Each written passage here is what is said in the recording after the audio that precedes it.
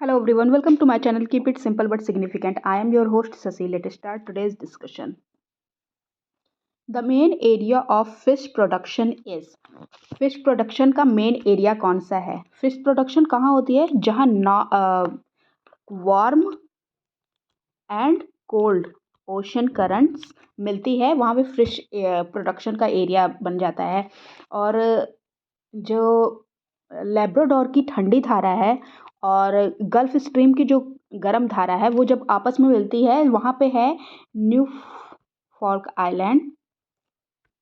वहाँ पे एक बहुत बड़ा फिशिंग एरिया है। ओके, देखिए फिश इसमें आंसर है northern eastern coast region of northern America.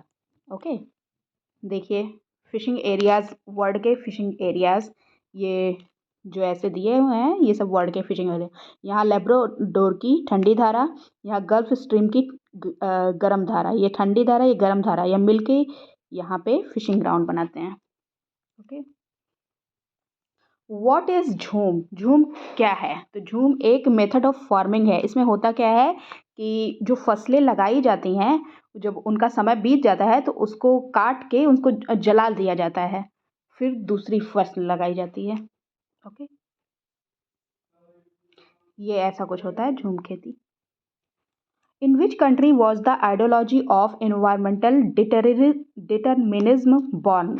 Environmental determinism, वातावरण नियतवादी इसको कहते हैं। वातावरण नियतवादी, नियतिवाद, वातावरण नियतवादी विचारधारा इसको कहते हैं।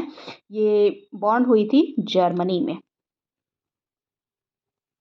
The term biodiversity hotspot was first used by who among the following? Biodiversity hotspot ये फर्स्ट किसके द्वारा यूज़ किया गया था? ये यूज़ किया गया था नॉर्मन मेयर के द्वारा। ओके, नॉर्मन मेयर के द्वारा। Which of the following order of iron and steel plants of India from north to south is correct? North से साउथ की तरफ लगाना है, नॉर्थ टू साउथ। तो देखिए सबसे पहले आता है बोकारो, फिर बर्नपुर, फिर जमशेदपुर, फिर Rourkela. Answer is A. Which of the following statement is false? कौन सा स्टेटमेंट जो है जो फॉल्स है?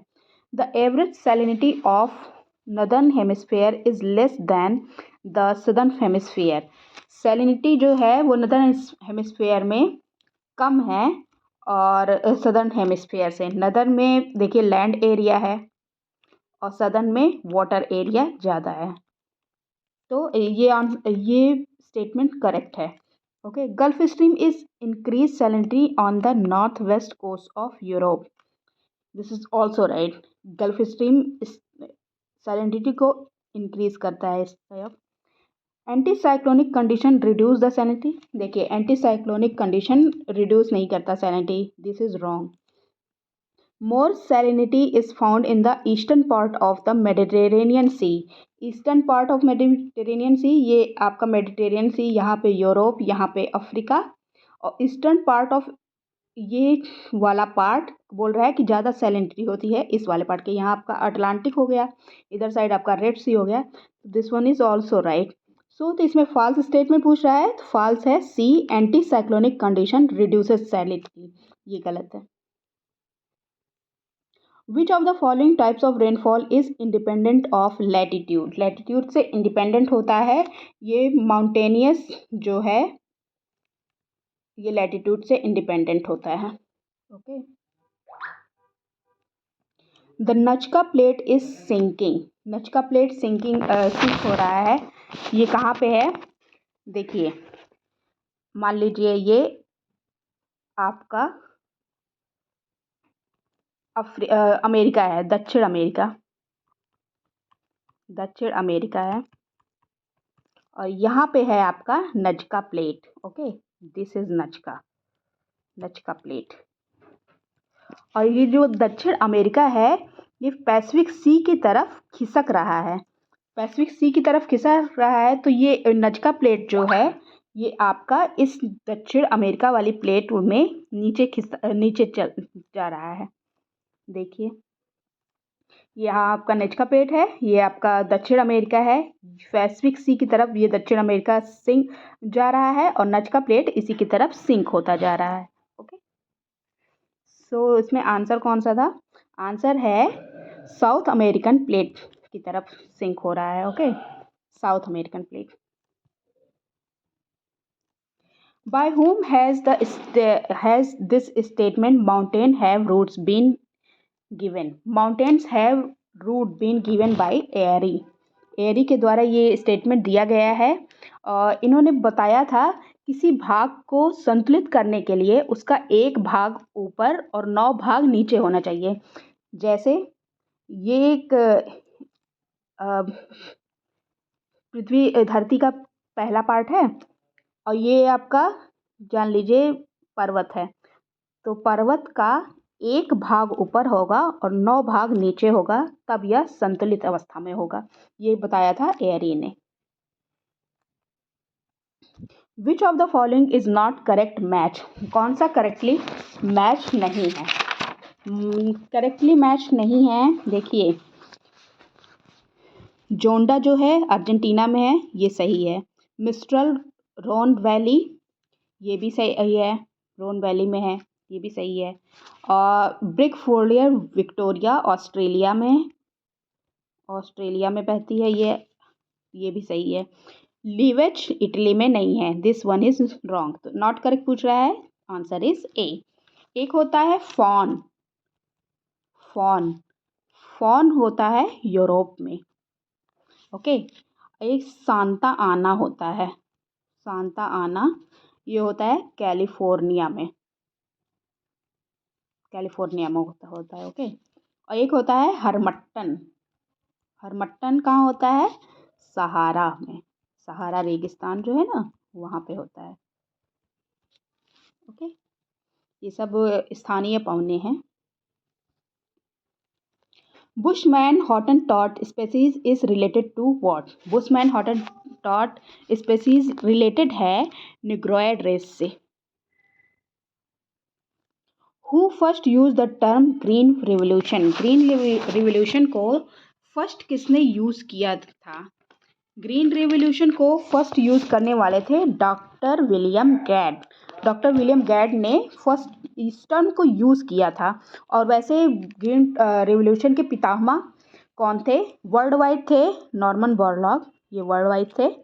और डॉक्टर स्वरूप सिंह ये हमारे इंडिया में थे।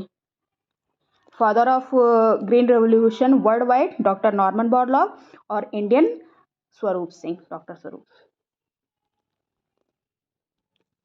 Where is Cocos Keeling basin located? Cocos Keeling basin located है, ये लोकेटेड है इंडियन ओशन में। देखिए इंडियन ओशन में है और ये रही इसकी स्थिति, लोकेशन ये है आपकी। फाउंड इन फ्लड प्लेन, वितलीय मैदान, इसको कहते हैं वितलीय मैदान। वितलीय मैदान कहाँ पे पाए जाते हैं? ये गहरे समुद्र मैदान में, अंडर सी केव्स में पाए जाते हैं। Okay, on what basis has Demangeon classified the houses? Demangeon जो क्लासिफाइड करते थे हाउसेस को किस बेस पे करते थे? On the basis of task और वर्क, जो उनका काम होता था उसके बेस पे वो क्लासिफाइड करते थे। The most important port in India from the point of view of international trade is? Most important port है इंडिया का कौन सा? तो ये है कांडला पोर्ट है। ओके, इसका अब क्या नाम है? Pandit Deendayal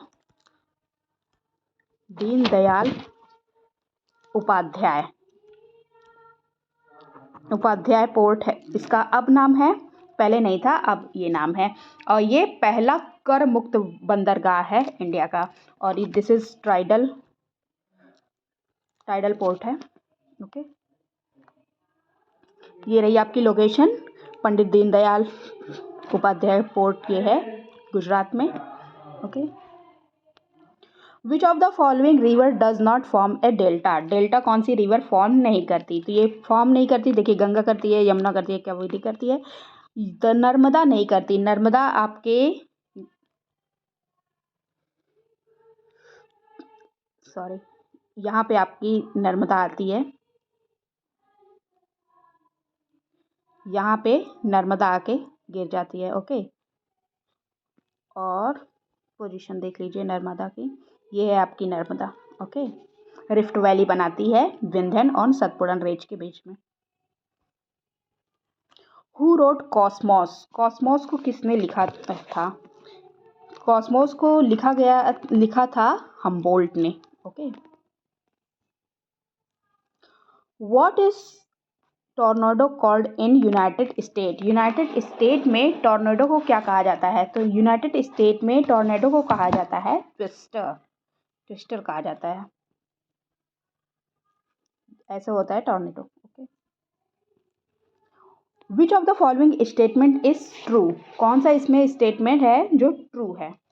बेंगोलियस is a cold current of the Pacific ocean, Pacific ocean का नहीं है, साउथ अटलांटिक का है, अटलांटिक का है, तो this one is wrong. Maximum ocean salinity is found between the Tropic of Cancer and Capricorn, this is right. If the sun, moon, earth are in straight line, uh,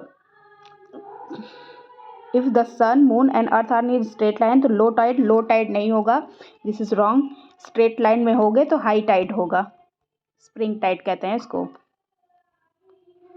ये lake line में होंगे तो high Tide होगा, तो ये सही है, ये गलत है, लो टाइड बोला ना।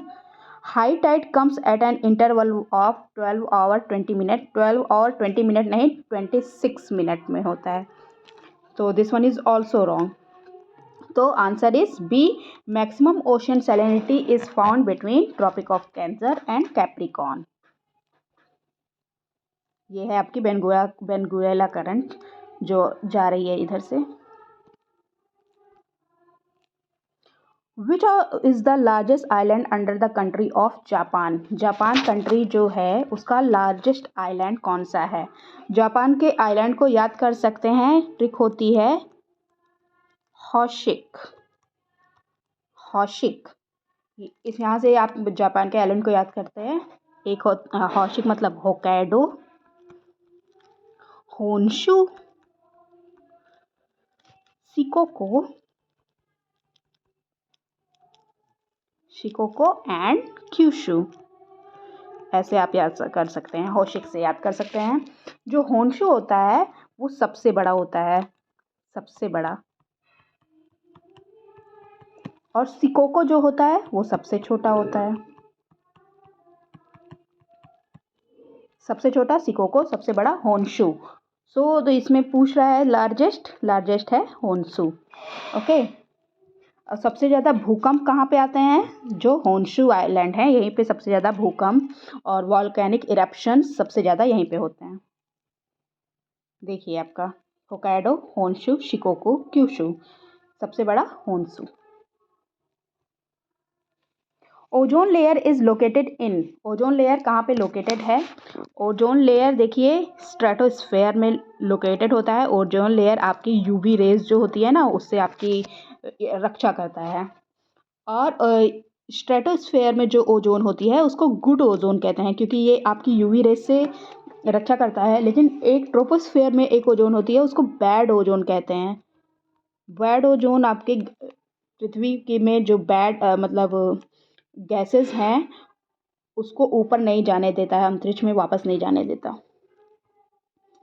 ये है आपका ozone, stratosphere, ozone layer. Okay, the word plate was first used in, the word plate was first used in, सबसे पहले कहाँ पे यूज़ किया गया था? डूजो विल्सन के द्वारा इसको यूज़ किया गया था वर्ड प्लेट को। In which latitude to temperate cyclones occur, temperate cyclones कहाँ आकर करते हैं, कहाँ पे आते हैं? ये 35 degree to 65 degree north and south में आते हैं। ये देखिए नॉर्थ एंड साउथ में 35 टू 65 डिग्री लैटिट्यूड में आते हैं। Okay, rift valley is result of what? Rift valley is result of fault. कुछ ऐसा होता है, या तो पूरा उठ ही जाता है और या तो पूरा धंस ही जाता है। ओके। और जो सतपुड़ा और विंध्यन रेंज के बीच में नर्मदा नदी बहती है ना, वो रिफ्ट वैली रिवर का ही एक एग्जाम्पल है। ये देखिए, रिफ्ट वैली कुछ ऐसा होता है, या तो धंस ही जा रहा है या तो उठ ही जा रहा है। Which one of the following cement factories is not matched? कौन सा सीमेंट फैक्ट्री है जो मैच नहीं है? Maharashtra Chandanpur, this is right. Chhattisgarh Modigram, also right. Jharkhand Banjari, Banjari Jharkhand में नहीं है, बंजारी होता है बिहार में। This one is wrong. Madhya Pradesh Vikramnagar, this is right. So इसमें नॉट मैच पूछा था, तो answer is C. This one is. Which of the following statement correctly explain the population threshold for any services? Population threshold for any, किसी भी सेवा के लिए जनसंख्या सीमा की सही व्याख्या क्या है? किसी भी सर्विस के लिए सही व्याख्या क्या है? Maximum population required for service. इसमें आंसर होता है minimum population required for services. जो सेवा के लिए आवश्यक न्यूनतम जनसंख्या को ये कहते हैं, किसी भी सेवा के लिए जनसंख्या सीमा की सही व्याख्या। Correctly explanation of population threshold for any services. Sileru power plant is related to what? Sileru power plant related है हाइड्रो इलेक्ट्रिक पावर प्लांट से। और ये कहाँ पे है? ये सेलेरू नदी पे है, सेलेरू रिवर पे है। और सेलेरू रिवर कहाँ कहाँ से जाती है? आंध्र प्रदेश, तेलंगाना और ओडिशा, इतने से ये जाती हैं। Okay okay. Kuzbass is famous for the region? Kuzbass famous है किस में, कहाँ पे? पहले तो कुजबास है कहाँ? ये रशिया में है, रशिया में है। और फेमस किसके लिए है? कोल के लिए, कोयला के लिए फेमस है Kuzbass region. Which of the following state has the longest coastline? Longest coastline किसकी है? तो longest coastline है आपकी गुजरात की। गुजरात की जो है वो longest coastline है। और उसके बाद इसका मतलब कितनी कोस्टलाइन है?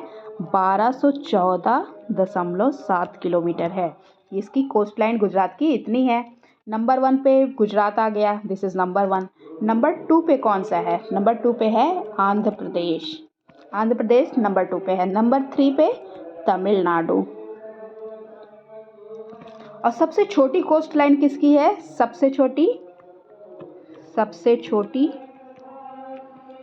सबसे छोटी कोस्टलाइन है गोवा की।